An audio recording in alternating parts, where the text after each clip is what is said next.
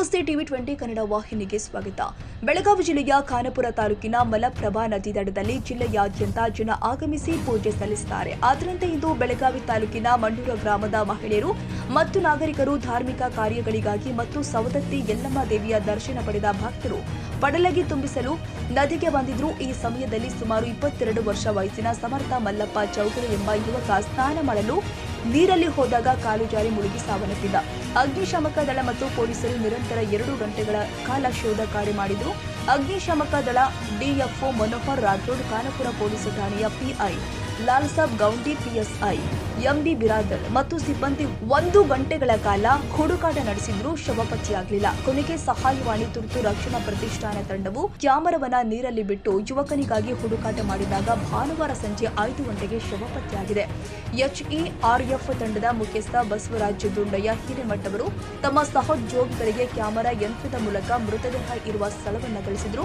ನಂತರ ರಕ್ಷಣಾ ತಂಡದ ಸದಸ್ಯರು ಶವವನ್ನು ಹೊರತೆಗೆದು ಪೊಲೀಸರು ಸ್ಥಳದಲ್ಲಿ ಪಂಚನಾಮ ನಡೆಸಿ ಮೃತದೇಹವನ್ನು ಮರಣೋತ್ತರ ಪರೀಕ್ಷೆಗಾಗಿ ಸರ್ಕಾರಿ ಆಸ್ಪತ್ರೆಗೆ ಕಳುಹಿಸಿದ್ದು, ಮರಣೋತ್ತರ ಪರೀಕ್ಷೆ ನಂತರ ಮೃತದೇಹವನ್ನು ಸಂಬಂಧಿಕರಿಗೆ ಹಸ್ತಾಂತರಿಸಲಾಗಿದೆ. ಇನ್ನು ಘಟನೆಯ ಸುದ್ದಿ ತಿಳಿದ ತಕ್ಷಣ ಮಲಪ್ರಭಾ ನದಿ ದಡದಲ್ಲಿ ನಾಗರಿಕರ ದೊಡ್ಡ ಗುಂಪು ಜಮಾಯಿಸಿದ್ದು, ನೀರಲ್ಲಿ ಮುಳುಗಿ ಸಾವನ್ನಪ್ಪಿದ ಸಮರ್ಥ ಚೌಗುಲೆ ಒಬ್ಬನೇ ಮಗ. ಅವರ ತಂದೆ 1 ವರ್ಷದ ಹಿಂದೆ ತೀರಿಕೊಂಡಿದ್ರು ಮತ್ತು ಅದಕ್ಕೂ ಮೊದಲು ಅವರ ಸಹೋದರ ಕೂಡ ಅನಾರೋಗ್ಯದಿಂದ ಸಾವನ್ನಪ್ಪಿದ್ದ. ಹೀಗಾಗಿ ಈ ತಾತನ ತಾಯಿಗೆ ಆಸರೆಯಾಗಿದ್ದ. ಇದರಿಂದ ಆ ತಾಯಿಯ ಆಕ್ರಂದನ ಮುಗಿಲು ಮುಟ್ಟಿತ್ತು. ಕನ್ನಡಿಗರ ಮೆಚ್ಚಿನ ನಿಮ್ಮ ಟಿವಿ 20 ಕನ್ನಡ ವಾಹಿನಿ ಇದೀಗ ಟಿವಿಯಲ್ಲಿ ಲಭ್ಯ.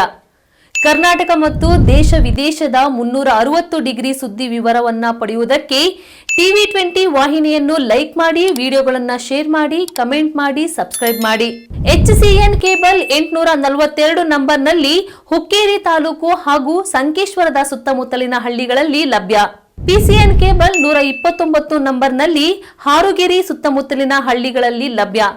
ರಾಯಬಾಗ್ ಡಿಜಿಟಲ್ ಚಾನೆಲ್ ಕೇಬಲ್ 80ನೇ ನಂಬರ್ನಲ್ಲಿ ರಾಯಬಾಗ ತಾಲೂಕಿನ ಸುತ್ತಮುತ್ತಲಿನ ಹಳ್ಳಿಗಳಲ್ಲಿ ಲಭ್ಯ.